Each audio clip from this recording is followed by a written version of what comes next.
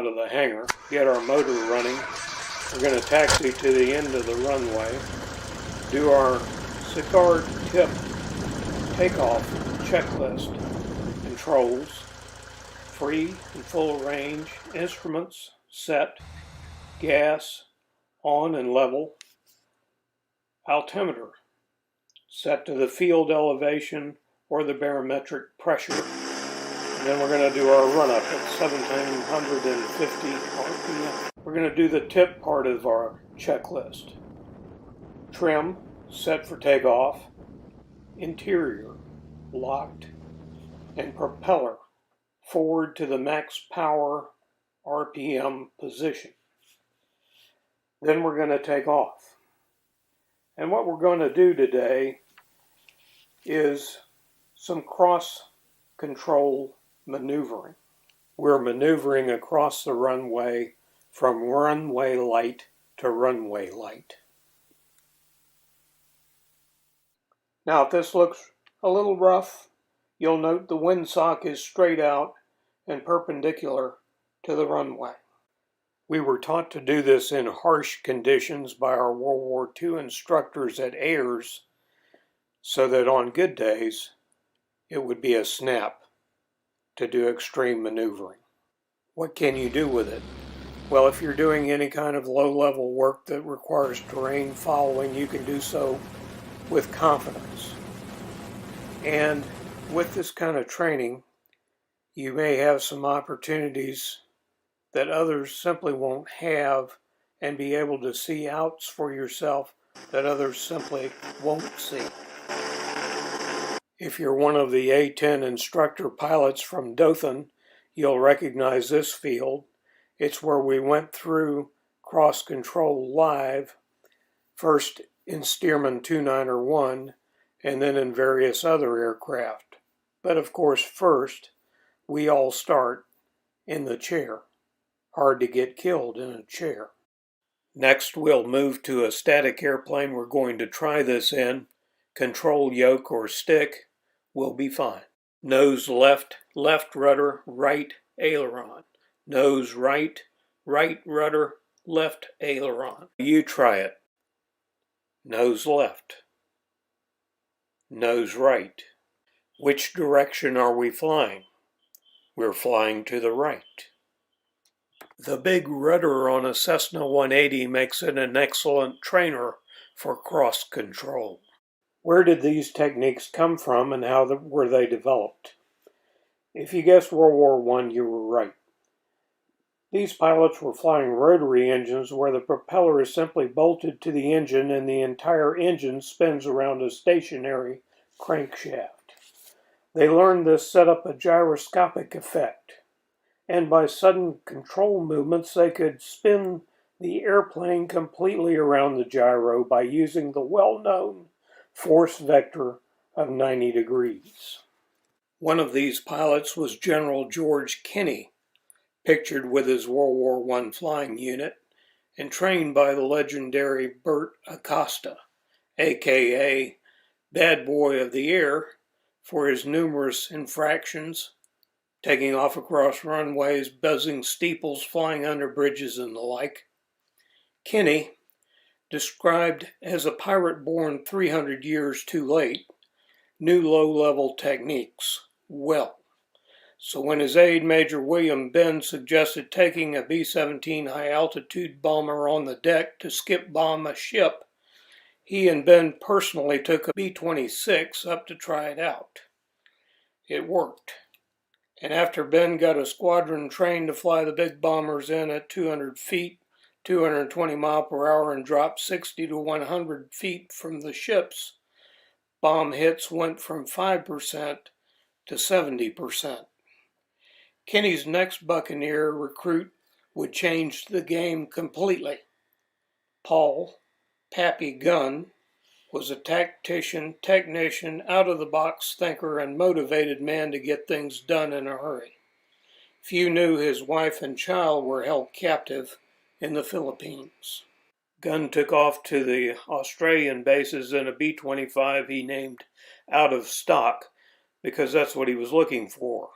Off-book parts he could use to turn the B-25 mid-altitude bomber into the world's best low-level commerce raider by installing 10 to 18 forward-firing 50 caliber machine guns throwing over 200 pounds of lead per second. These chopped up ships, bomb or no bomb.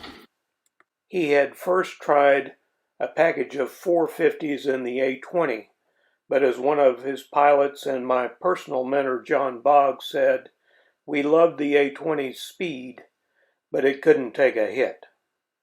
Later Gunn added a 75mm cannon to the nose, a hit with the press and public, but less so with the crews.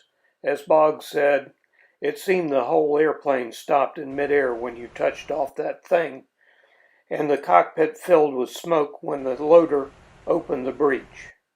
But all that made the B-25 the beast of the air. The standard run is maintaining altitude until 5 miles out, then dropping to an altitude of 200 to 500 feet. At no less than 600 yards out, we'll drop to 60 feet, just inside one wingspan, into ground effect, where we have practiced over and over.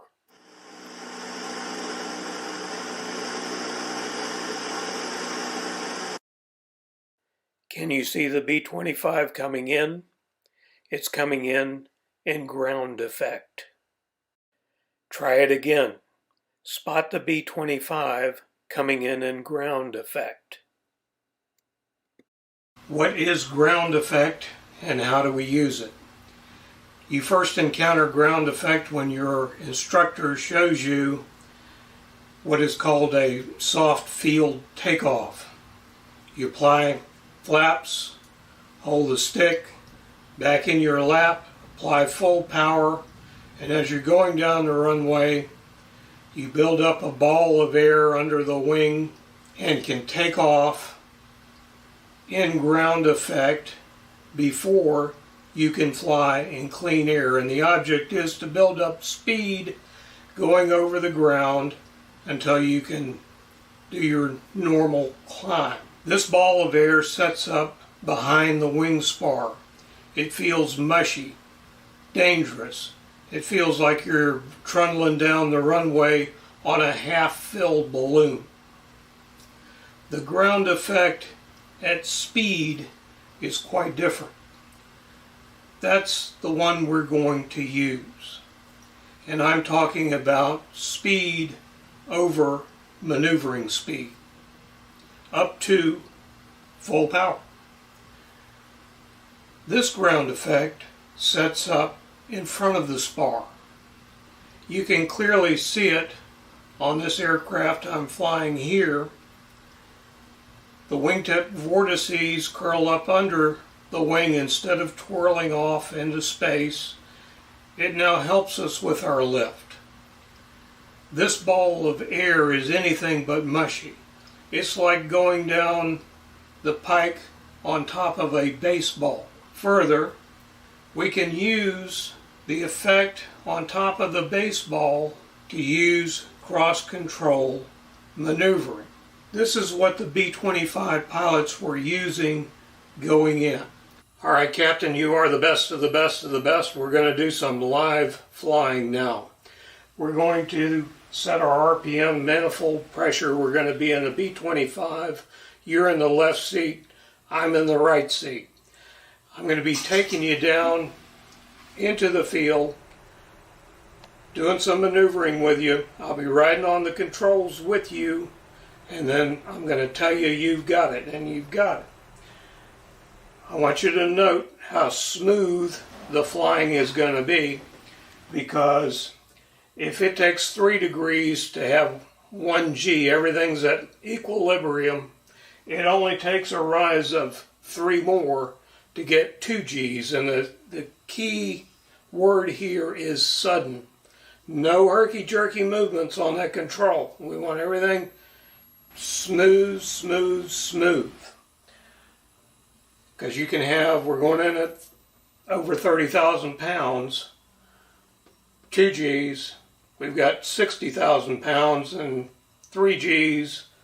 I don't know about you, but I like to keep the wings on. So we're going to go in smooth. If you make a turn, you make it smooth. You'll see that on the film.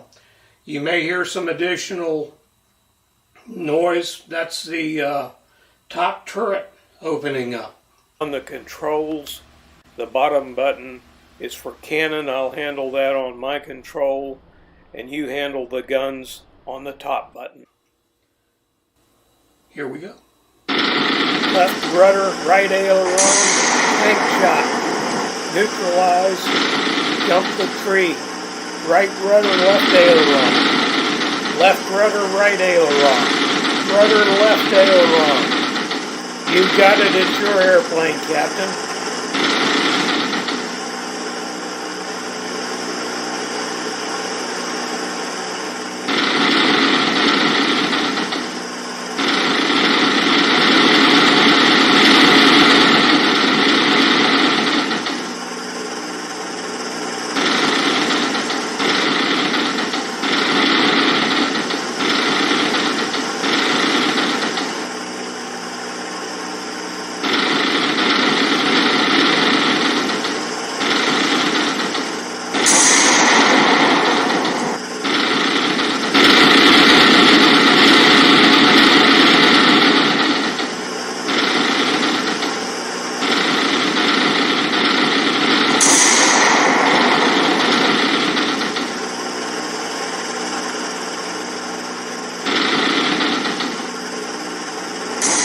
What if we stall it?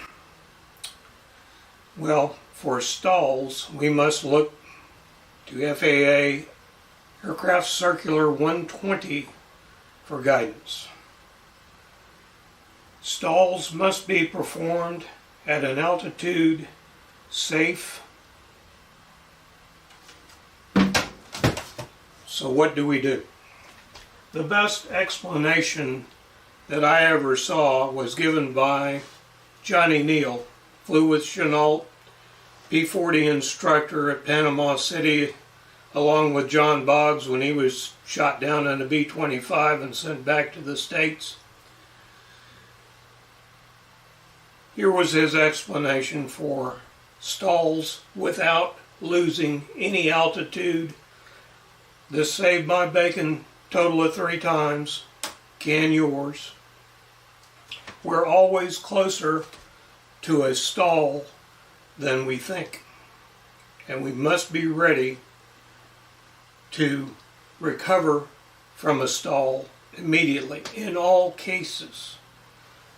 No matter whether your wing is level, here, it does not matter what. You lower the nose. It is the only thing that you can do immediately. If you throw the power to the engine, you may get it in a half a second, and you may not get it if the engine balks. In a turbine, it can take a gut-wrenching 7 seconds to get power once you throw that power lever forward. The only thing that you can do immediately is lower the nose. Note I did not say dive to the ground. Put the airplane back in the attitude where it was last flying, and you will not lose altitude. You feel that shake, drop the nose. Where it's flying again, mush your way out of it. Sure, you're going to do all the other things, apply power, maybe a notch of flaps, but the very first thing you do, lower the nose. Now he had us go up to altitude above 3,000 feet and practice this over and over until we could deal with a stall without losing altitude. In 1978, I was at Ormond Beach Airport pumping gas and doing light mechanic work when an AGCAT flew in with John Boggs at the controls.